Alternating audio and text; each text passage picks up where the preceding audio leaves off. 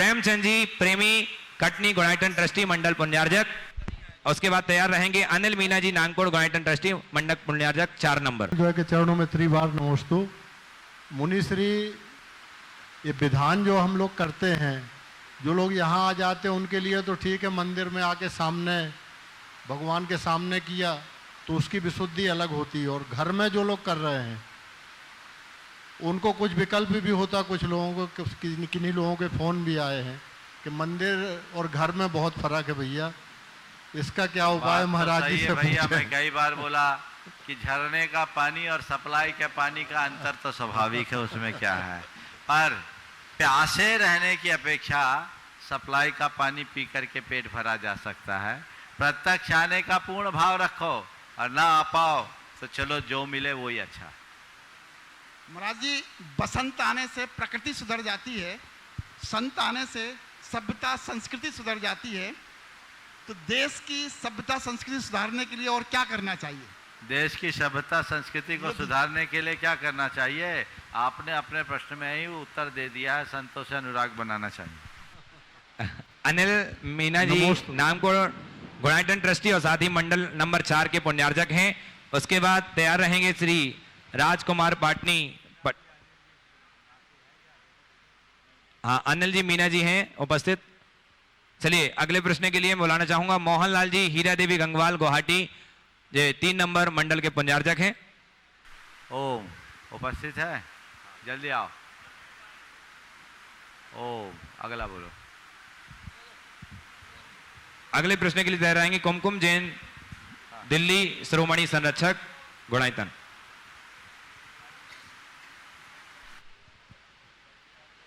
नमोस्तु गुरुवर, नमोस्तु गुरुवर। गुरुवर, 3-4 दिन पहले तक ऐसा लग रहा था कि इतना बड़ा कार्य मंडल का ये कैसे पूर्ण होगा, कुछ भी तैयारी नहीं दिख रही थी।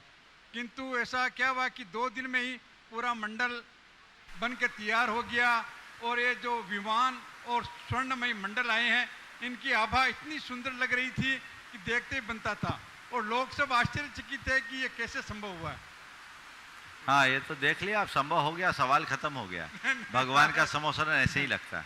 आशीर्वाद। चलिए जी, कुमकुम जैन जी दिल्ली शिरोमणि संरक्षक गुणायतन और मंडल नंबर 4 के पुण्यार्जक भी हैं। इसके बाद तैयार रहेंगे अनुपस्थित है। चलो जी, मंटू जैन टीहू आसाम से हमारे बीच उपस्थित हैं। आ जाएं। दीजिए। हाँ, हेलो गुरुदेव, नमोस्तु नमोस्तु नमोस्तु। मेरा सवाल है गुरुदेव, आजकल इस दौर में अपन बहुत बच्चों लोगों को देखते हैं गलत लाइनों में जाते हैं, लेकिन अपन कुछ कह नहीं पाते, और देखते देखते बच्चे लोग अलग अलग लाइन में चले जाते हैं। लेकिन अपन सोचते हैं अब इसके परिवार को जाके बोलूं क्या ये लोग क्यों गलत लाइन में जा रहे हैं। अगर बोलूं तो उन लोग से अपन को उल्टा ही जवाब मिलता है। तो इस दौर में क्या करना चाहिए? देखिए बात सही है, बच्चों के प्रति चिंता करना अच्छी बात है, लेकिन चिंता भी उनकी ही और उतनी ही करनी चाहिए जितना वो बर्दाश्त कर पाए। यदि लोग इसको उल्टा ले तो हमें तटस्थ होना चाहिए और वातावरण को अच्छा बनाने का प्रयास करना चाहिए। अगले प्रश्न के लिए सुधा विशाल जी पाटनी बेंगलोर, सुधा विशाल पाटनी बेंगलोर हमारे बीच उपस्थित हैं।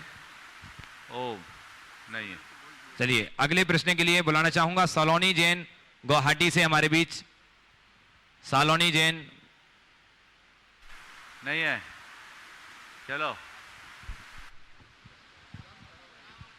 हाँ, उनकी जगह में उनकी माताश्री करेंगी सलोनी जैन। बोलो। नमोस्तु गुरुवर। गुरुवर, हमारे साथ वर्तमान में जो भी अच्छा बुरा घटित होता है तो वो क्या सारे हमारे पूर्व कर्म के अनुसार ही होता है या वर्तमान का कर्म का भी कोई प्रभाव है? ओम फिर से बोलिए।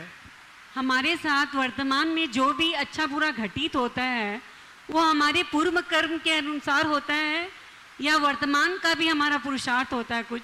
देखिए हमारे जीवन में जो कुछ भी अच्छा घटित होता, अच्छा बुरा घटित होता, उसमें कर्म तो है, पर सब कुछ कर्म से ही नहीं होता। बहुत सारी चीजें हैं कर्म के साथ, द्रव्यक्षेत्र काल भाव का संबंध है। वो सब चीज़ें जुड़ती है तब काम होता है। हम हर बात को केवल कर्म से नहीं जोड़ें। कर्म के साथ काल है, दैव है, अन्य संयोग है, भविष्य, ये सब चीज़ें जुड़ती है। तो बहुत सारी चीज़ें ऐसी हैं जो हम अपने पुरुषार्थ के बल पर बदल सकते हैं। नमोस्तु गुरुवर। हाँ जी, हजारीबाग से संजीव अर्चना जी अजमेरा, गुणायतन ट्रस्टी।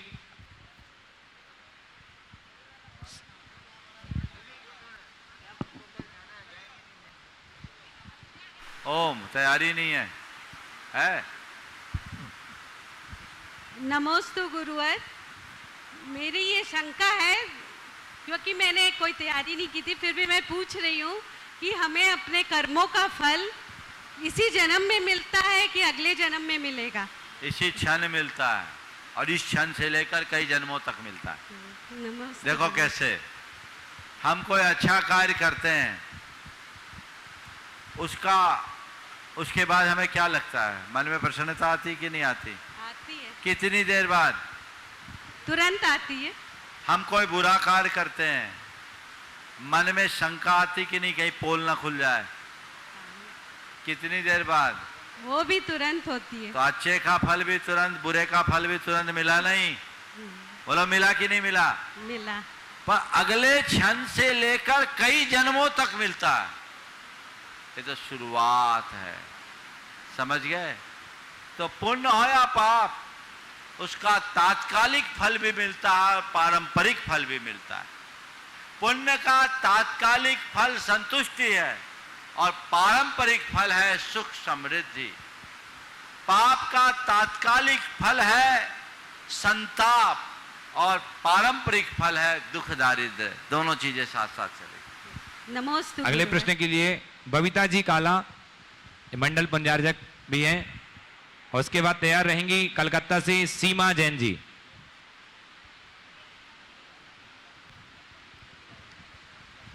दोनों नहीं है।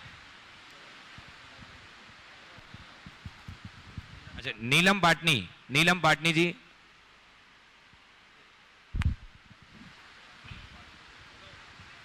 नमोस्तु गुरुदेव, नमोस्तु नमोस्तु नमोस्तु।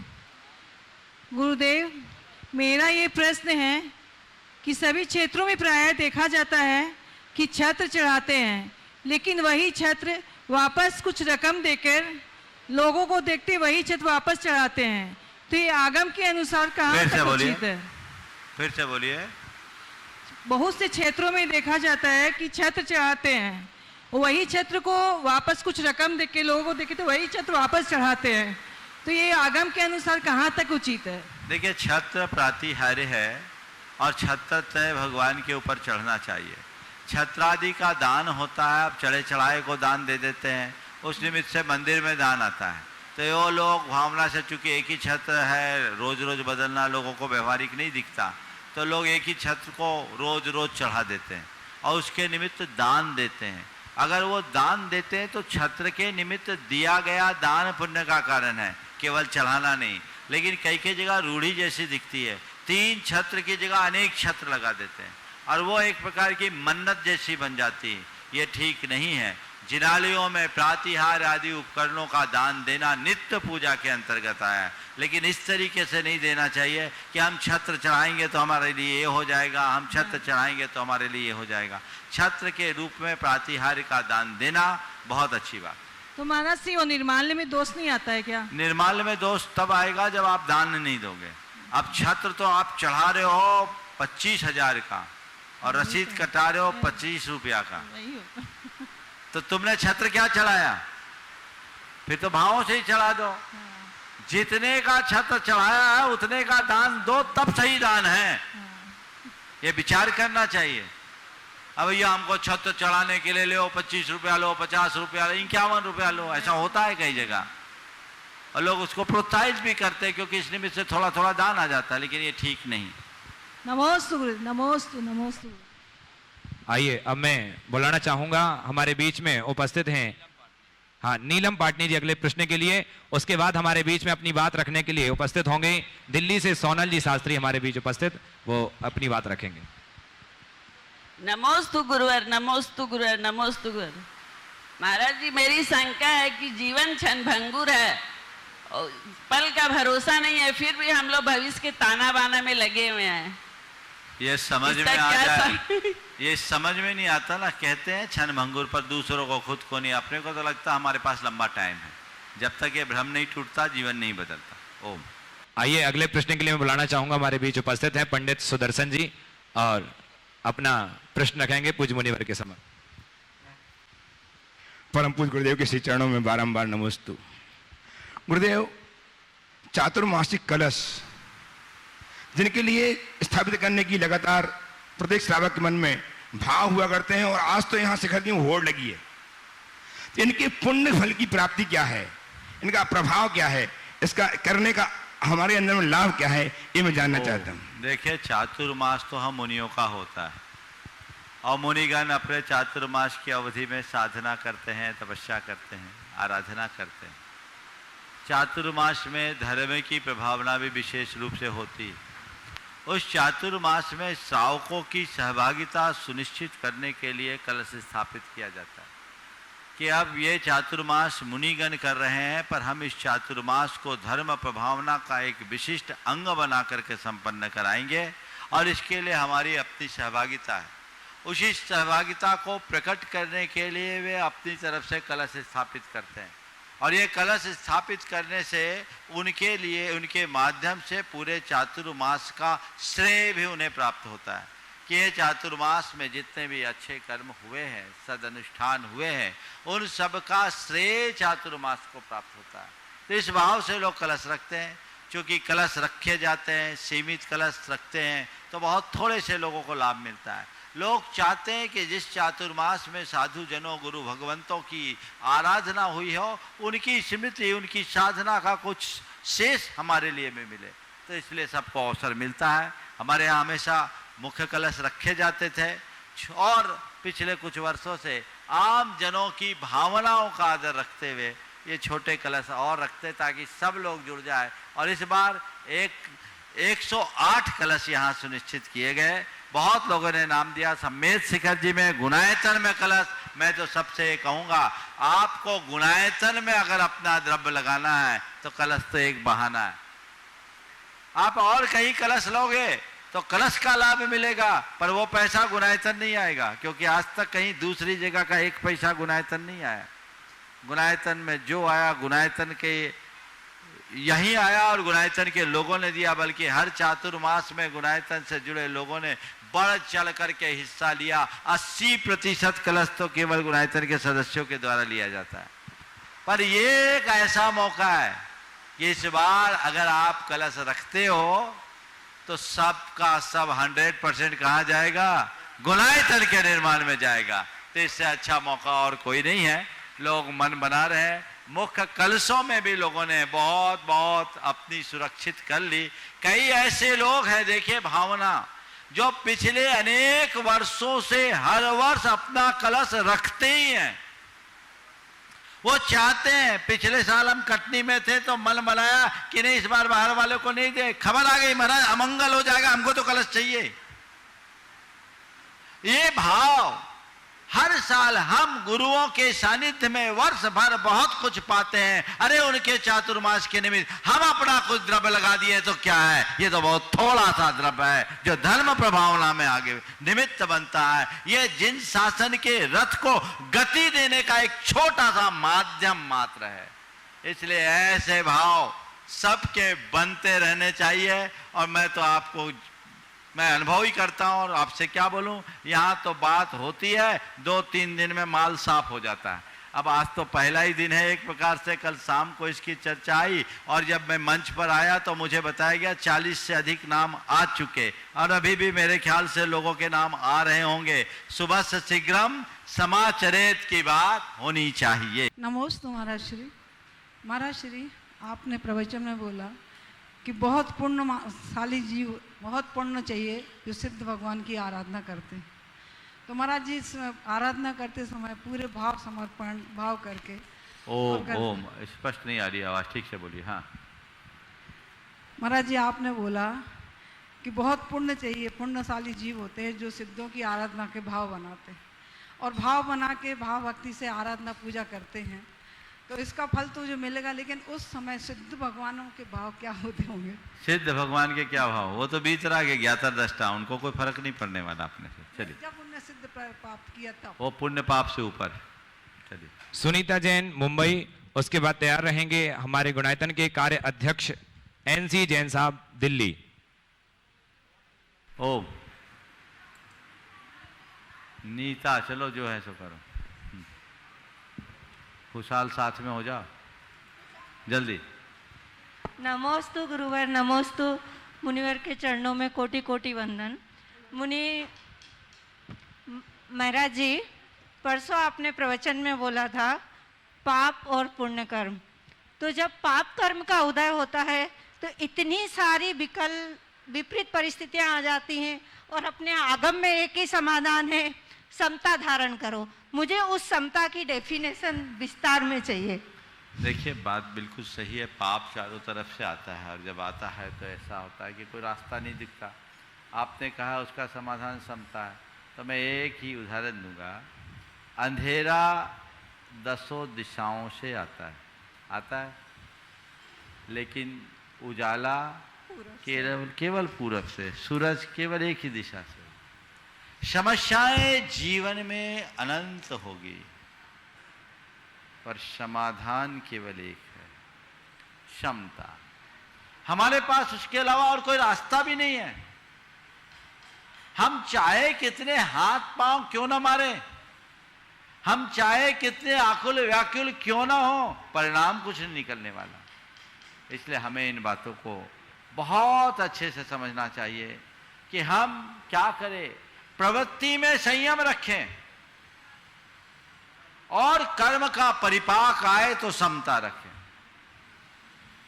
जितना बने अपनी प्रवृत्ति को नियंत्रित रखने की कोशिश करें, ताकि जीवन में विचलन न हो, और जब कर्म का उदय हो तो यथासंभव समता रखें। लेकिन जब तक हम समता रखते हैं तो लोग हम लोगों को बेवकूफ समझते हैं। फिर हम समझते हैं कि एक बार हमें इसमें भी समता रखो। चलो, क्या हाइको है महाराज जी, तुमसे मेरे कर्म कटे, मुझसे तुमको क्या मिला। बहुत सुंदर जी। एनसी जैन साहब दिल्ली, कार्य अध्यक्ष गुणायतन के। उसके बाद तैयार रहेंगे श्री सचिन शांति लाल जी गोधा, जालाना, महाराष्ट्र। मुनिश्री के चरणों में मेरे परिवार, मॉडल टाउन जैन समाज और समस्त दिल्ली जैन समाज का त्रय बार नमोस्तु गुरुवर। गुरुवर, कई बार 3-4 बार टिकट कैंसिल हो गई शिखर जी की आने की। 4 अप्रैल से सिलसिला चल रहा है, और 4 दिन पहले भी टिकट थी, और अचानक मंदिर में पांव फिसल गया, गिर गया।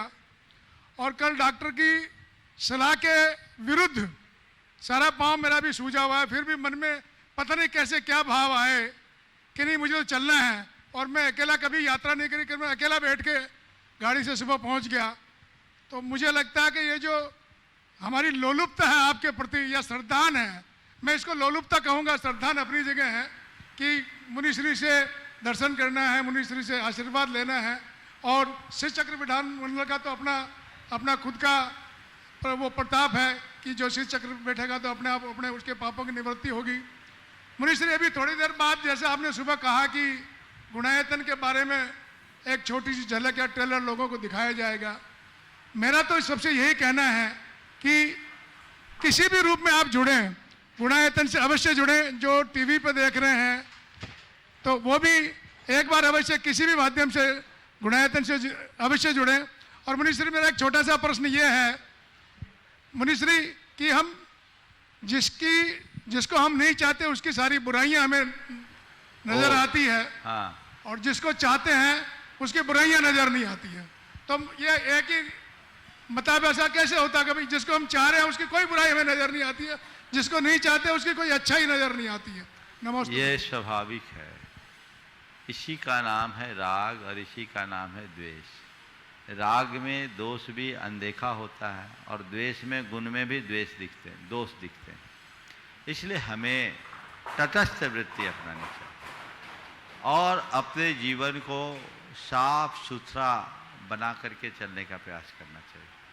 तब ये दुविधाएं समाप्त होगी और हमारे जीवन का पथ प्रशस्त होगा। नमस्ते। श्री सचिन आ गए ना, अब टिकट बनाने की जरूरत नहीं पड़ेगी। बनाने से कैंसिल होती, लौटने की मत बनाना, ठीक हो जाओगे। नमस्ते श्री सचिन शांतिलाल जी गोधा, जालना महाराष्ट्र। उसके बाद तैयार रहेंगी श्रीमती प्रिया जैन, हुकेरी, कर्नाटक, मंडल पुण्यार्जक हैं, तैयार रहेंगे। नमोस्तु गुरुवर। महाराज जी, आपके जब से शंका समाधान और प्रवचन सुनता हूँ तब से मैंने मतलब 2015 के आखिरी 11वें-12वें महीने से नमोकार मंत्र लिखना शुरू किया था, जो अभी तक मैं नियमित रूप से लिखता हूँ, वो जिसकी अभी तक 2,23,000 तक की काउंटिंग हो गई है मेरी। ये आप ही का आशीर्वाद है, और मेरे को नहीं लिखे तो बेचैनी होती महाराज, ऐसा क्यों होता है? अगर मैं सुबह उठता हूँ तो ये पहले ध्यान में रखता हूँ कि मुझे 108 बार नमोकार मंत्र लिखना है, उसके बाद मैं कोई भी काम करूँगा, ऐसा होता है। और महाराज जी, मेरी शंका ये थी, शंका तो कुछ नहीं, आपको देखने के बाद सारी शंकाएं दूर हो जाती है। सिर्फ इतना पूछना था महाराज जी, आपके निकट तो नहीं आ सकते, लेकिन आपके निकट तो नहीं आ सकते, लेकिन दूर रह के भी आपसे निकटता कैसे रखी जा सकती है? बहुत अच्छा सवाल किया। सबसे पहले मैं चाहूँगा आपके उत्तर देने से पूर्व, आपने 2,23,000 बार नमोकार मंत्र को लिखा है, ये बहुत ही स्वागत योग्य है। और मैं चाहूँगा कि थोड़ा सा अपना एक्सपीरियंस शेयर करें कि 2,23,000 नमोकार मंत्र आपने लिखा, और नमोकार मंत्र लिखने की शुरुआत से पहले आपकी क्या दशा थी, और लिखने के बाद कितना परिवर्तन आया और कितने समय में आया? 1 मिनट में अपनी बात करूं। महाराज जी, इतना ही बोलना है कि पहले मैं दूसरों को ठीक करने को समझदारी समझता था, पर आपने जब से बोला दूसरों को ठीक मत करो, खुद को ठीक करो, तो ऑटोमेटिक तुम्हारा आजू बाजू का एटमॉस्फेयर ठीक हो जाएगा। वही बात आप मैं ध्यान में रखता हूँ महाराज जी। बहुत सुंदर। आप में जो पहले डिप्रेशन और प्रॉब्लम्स थी, उसका क्या हल हुआ ये बताओ? उसमें बहुत फर्क पड़ गया महाराज जी। मेरे माता पिता मेरे साथ है, वो ज्यादा अच्छे से बता पाएंगे आपको। चलो बताओ, थोड़ा जानना चाहूंगा। आप अपनी माँ को दो। नमस्ते गुरुवर, नमस्ते गुरुवर। बहुत फ़र्क है महाराज जी, 6-7 साल में तो हम लोग इतने यानी अच्छे हो चुके हैं कि पूछो। पहले हम लोग बहुत परेशान थे, जब से इसने नमोकार मंत्र लिखना शुरू किया है बहुत सी बाधाएं ठीक हो गई हैं। बहुत सुंदर, बहुत सुंदर, बहुत सुंदर। बस मैं आपका सवाल जी, आपके निकट तो नहीं आ सकते, लेकिन दूर रहकर निकटता को कैसे बना सकते हैं?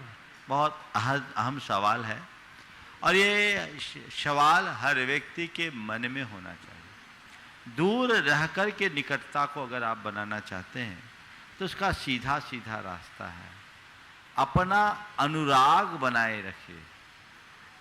एक नीति है, दूरस्थोपि अदूरस्थ यो यश मनसि स्थित यो यश हृदये नास्ति समीपस्थोपि दूर। अगर कोई किसी के मन में स्थित है तो दूर रह कर के भी अदूर है, यानी पास है। और अगर मन में नहीं है तो बाजू में रह कर के भी दूर है। तो मैं आप सबसे मैं समझता हूं कि आप हमें कभी दूर नहीं जाने दोगे। जी, हमेशा अपने सामीप्य का एहसास करो। हृदय में जिसका वास है वो हमेशा तुम्हारे पास है। समझ गए ये सूत्र? नमस्ते महाराज, नमस्ते महाराज। श्रीमती प्रिया जैन, हुकेरी, कर्नाटक, ये मंडल पुण्यार्जक हैं। उसके बाद तैयार रहेंगी श्रीमती हीरा देवी कासलीवाल, परिवार गया, मंडल पुण्यार्जक। नमोस्तु गुरुवर, मैं प्रिया जैन, कतगली परिवार, कर्नाटक, हुक्केरी से। महाराज जी, बिखरा हुआ समाज और बिखरा हुआ परिवार कभी भी बादशाह नहीं बन सकता, लेकिन वह आपस में लड़कर दूसरों को बादशाह जरूर बना देते हैं। बिल्कुल ठीक है। और महाराज जी, मेरा प्रश्न ये है कि हम दूसरों को तो बादशाह बना ही देते हैं, लेकिन हम एक जॉइंट फैमिली से हैं। आज की जनरेशन के लोग इस जॉइंट फैमिली का मतलब क्यों नहीं ये कर रहे? जॉइंट फैमिली में जो सुंदरता, जो संस्कार ये रहते हैं, आजकल की पीढ़ी को वो समझ में नहीं आ रहा। इसलिए मैं ये चाहती हूँ कि आप मार्गदर्शन करें कि हम हमारे परिवार को कैसे संगठित करें और इस जनरेशन के लड़कों को भी थोड़ा बहुत अच्छा भाव आपने व्यक्त किया है। बिखरा हुआ समाज और बिखरा हुआ परिवार बादशाह नहीं बन सकता, लेकिन आपस की लड़ाई में औरों को बादशाह जरूर बना सकता। ये बहुत गंभीर और चिंतनीय विषय है। बहुत अच्छी बात है कि आज आप संयुक्त परिवार में रह रहे हैं और प्रसन्नता के साथ जी रहे हैं। अवधारणाएं बदल गई, लोगों की सोच बदल गई, और उसी अनुरूप आज पूरी की पूरी प्रवृत्ति ही बदल गई। अब संयुक्त परिवार का लगभग अभाव जैसा होने लगा, क्योंकि आजकल लोगों को स्वतंत्रता चाहिए। एकल परिवार में स्वतंत्रता भले है पर सुरक्षा नहीं। संयुक्त परिवार में थोड़ा सा बंधन जरूर दिखता है लेकिन सुरक्षा है, और सुरक्षा के साथ परस्परता, प्रेम, बंधुत्व, आत्मीयता जैसे उदात्त जीवन मूल्य संयुक्त परिवार में ही विकसित होते हैं। इसलिए हमें ऐसे परिवार की तरफ अपनी दृष्टि रखनी चाहिए, इस अवधारणा को वापस विकसित करना चाहिए। हम जिस भारत में जन्म लिए हैं और जिस भारत में रहते हैं, यहाँ से वसुधैव कुटुंबकम का संदेश अनुगूंजित हुआ है। सारे संसार को एक परिवार की तरह देखने की दृष्टि रही, लेकिन बढ़ते हुए उपभोक्तावादी सोच के कारण आज उसका स्थान, उसका स्वरूप बदल गया। अब हम संसार को एक परिवार की तरह देखने की जगह बाजार की तरह देखना शुरू कर दिए हैं। ये हमारे जीवन की घोर विडंबना है, और जब तक ऐसी विडंबना बनी रहेगी हमारी स्थिति ऐसी ही बनी रहेगी। नमोस्तु गुरुवर। हीरा देवी कासलीवाल परिवार गया मंडल पुण्यार्जक। उसके बाद तैयार रहेंगे हमारे गुणायतन श्रोमणी संरक्षक और साथ ही मुख्य मंडल के पुण्यार्जक अतुल जी लागानी। नमोस्तु महाराज श्री, नमोस्तु महाराज श्री। हम कासलीवाल परिवार गया निवासी, सूरत प्रवासी। महाराज श्री, आपके सानिध्य में सिद्ध चक्र विधान जब होते हैं तो माँ उनको बड़े मनोयोग से देखती है, और जब वो देखती है तो उसके मन में हमेशा विचार आता है कि बेटा आपा भी यह विधान करा। माँ के मन में विचार हमेशा, अब बेटा आपा भी मैं यह विधान करा। तो बड़े संयोग से जब मुझे पता चला कि शिखर जी में भी ये विधान होने वाला है, तो हम लोगों के मन में एक अलग सी बात आई कि बस माँ की बात पूरी करनी है, और बड़े मनोयोग से हम लोगों ने एकदम विचार किया कि ये विधान करना ही करना है। आपके आशीर्वाद से और आपकी प्रेरणा से हमें ये मौका मिला। हम इसके लिए बहुत प्रमुदित और उन्मादित हैं। महाराज ये विधान हम जब कर रहे हैं तो हमारा मन बहुत प्रसन्न है, और हम सारे परिवार एक साथ जमा हो गए। बहुत हमें खुशी हो रही है और ये मौका हमें मिल गया। महाराज जी, जब माँ ये विधान कर रही है, माँ का हालांकि स्वास्थ्य ठीक नहीं है, फिर भी माँ विधान में बैठ कर के विधान कर रही है, तो माँ के मन में एक विचार आया कि प्रदीप, मैं इतना विधान की हूँ, मगर सब विधान में मैं अर्घ मंडल पे चढ़ाती थी, मैं आपा भी यो विधान में यो अर्घ क्यों को नहीं चढ़ा माँ। तो महाराज श्री, माँ का यह समाधान है। देखिए, बहुत अच्छी बात है। सवाल आपका ये है कि ये विधान बहुत आनंद के साथ संपन्न हो रहा है, पर इसकी सामग्री मंडल पर क्यों नहीं चढ़ा। दरअसल ये एक बहुत बड़ी भूल वर्षों से चली आ रही है। भैया, पूरे मंडल वालों को कवर किया करो। वर्षों से एक बड़ी भूल चल रही है। मंडल का मतलब ही लोग नहीं समझते। मंडल द्रव्य चढ़ाने का अधिष्ठान नहीं है, मंडल की आराधना की जाती है, पर मंडल में द्रव्य चढ़ाने का कहीं कोई विधान नहीं है। हमने उस मंडल की संरचना की जिसमें बीजाक्षर, उसमें द्रव्य क्यों चढ़ाएं?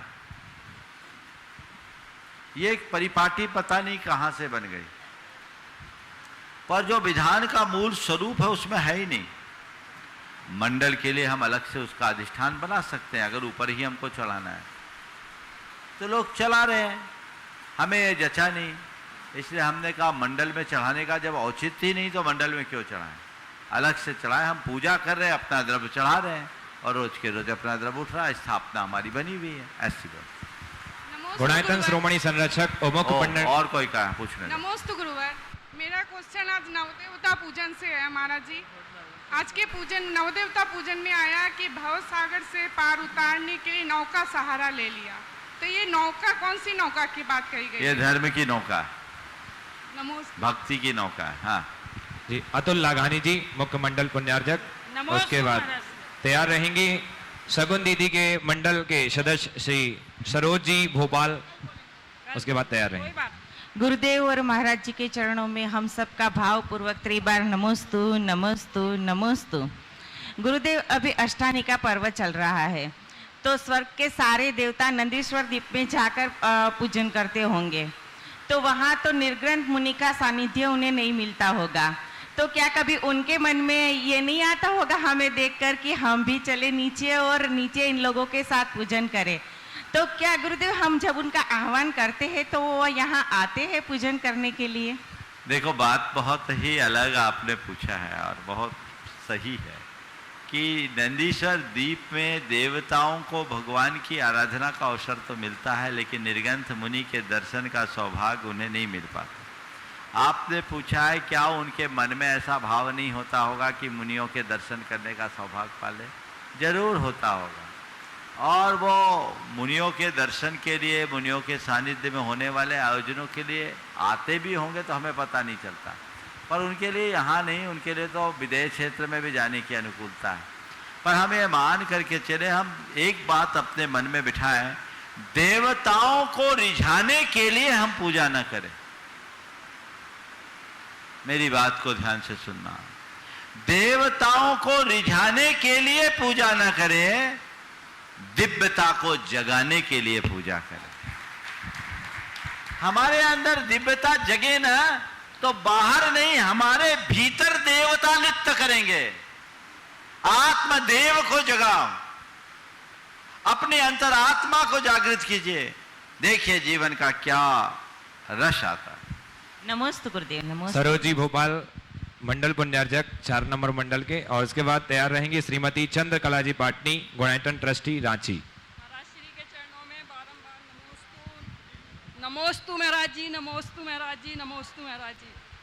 महाराज जी, हमारा प्रश्न आज की क्लास से है। महाराज जी, दीपायन मुनि के क्रोध से सारी द्वारिका नगरी भस्म हो गई थी, तो सारे द्वारिका नगरी के वासियों का, क्या सभी का आयु कर्म एक साथ समाप्त हो गया था? ऐसा ही होता है, जब प्रकोप होता है तो कुछ इसी तरह की स्थिति होती है, अकाल मृत्यु में ऐसा हो जाता है। चलिए, श्रीमती चंद्रकला जी पाटनी, गुणायतन ट्रस्टी। उसके बाद तैयार रहेंगे आज के श्रावक श्रेष्ठी अनूप चंद जी जैन, प्रभासगिरी के मंत्री। आज के श्रावक श्रेष्ठी हैं वो तैयार। महाराज, सफलता की गिनती इसमें नहीं कि आप खुद कितने ऊंचे उठे हैं, बल्कि सफलता की गिनती इसमें है कि आपके साथ कितने लोग ऊंचे उठे हैं। बहुत सुंदर। हाँ, तो हम अपने आप को सफल कैसे बनाएं? बहुत अच्छी बात है। सफलता की गिनती इस बात में नहीं कि आप कितने ऊंचे उठे, अपितु सफलता की गिनती इस बात में है कि आपके साथ कितने लोग ऊंचे उठे। तो हम अपनी सफलता किसको माने?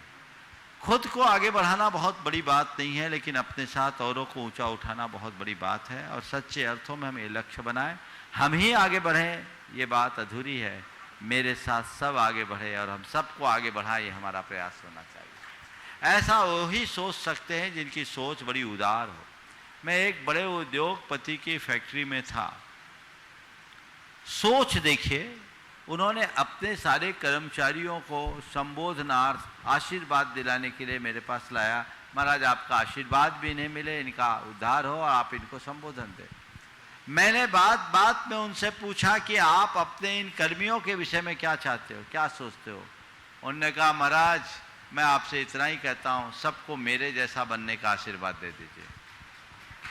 ये सोच, ऐसी सोच वाले व्यक्ति ही वास्तविकता में सफल कहलाने के अधिकारी होते हैं। तो ऐसी सोच अंदर बनेगी, निश्चित हम अपने जीवन को ऊंचा उठा पाएंगे। अनूप चंद जी जैन, प्रभासगिरी के मंत्री और आज के श्रावक श्रेष्ठी भी हैं। और उसके बाद तैयार रहेंगे और दूसरे श्रावक श्रेष्ठी, इसके बाद तैयार रहेंगे कमल कुमार जी जैन, टोंगिया। प्रभासगिरी क्षेत्र कौशाम्बी और प्रयाग की ओर से, समस्त जैन समाज की ओर से आपको 3 बार नमोस्तु भगवान। आज नंदीश्वर द्वीप के ऊपर अभी बहन जी ने जो प्रश्न किया था महाराज श्री, तो नंदीश्वर द्वीप में 108 मंदिर में लगभग 5600 जिन बिंब हैं। तो ये कौन से जिन बिंब हैं? यही अपने जो तीर्थंकर हैं, और ये जिन बिंब की ही पूजा क्यों करते हैं? सिद्ध की पूजा क्यों नहीं करते डायरेक्ट? देखिए, अकृत्रिम जिनालयों में अरहत की प्रतिमाएं हैं, कुछ जिनालयों में आपके सिद्धों की भी प्रतिमा है, उसे सिद्धायतन कहते हैं। ये जो हमारे अकृत्रिम जिनालय है मेरू पर्वत में, नंदीश्वर द्वीप में, वहाँ अरहंत भगवान की प्रातिहार सहित प्रतिमा है। नाम नहीं है जी, पर साक्षात भगवान है। लेकिन उनके जो है जो हम लोग गुणों की पूजा करते हैं, हाँ। वो जिन बिंब की ही पूजा क्यों करते हैं और 5600 जिन बिंब की ही क्यों करते हैं?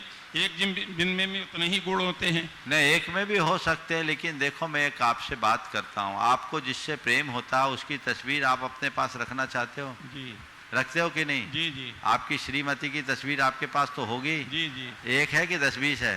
2 है। जितनी चाहे उतनी है ना? जी। और फिर क्या मन में आता है? जिससे प्रेम है हर जगह वही वही दिखे। तो जिसके हृदय में भगवान से प्रेम है वो सर्वत्र केवल भगवान भगवान भगवान को देखेगा। 108 क्या, जितने दिखे जित देखो तित तुम। जी, उनके समझ गए? एक भगवान से भी वो मिल सकता है, लेकिन हमारी श्रद्धा है जो मानने नहीं देती। हमारी जहां नजर पड़े भगवान आप हो, भगवान आप हो, यही प्रेम है, यही अनुराग है, यही भक्ति है। इसी से जीवन आगे बढ़ता है। द्वितीय आज के श्रावक श्रेष्ठी कमल कुमार जी टोंगिया गुनाइटन ट्रस्टी। अच्छा, अगले प्रश्न के लिए राजकुमार जी पाटनी पटना नीलम पाटनी मंडल 6 नंबर मंडल पुण्यार्जक हैं राजकुमार पाटनी श्री नीलम पाटनी जी।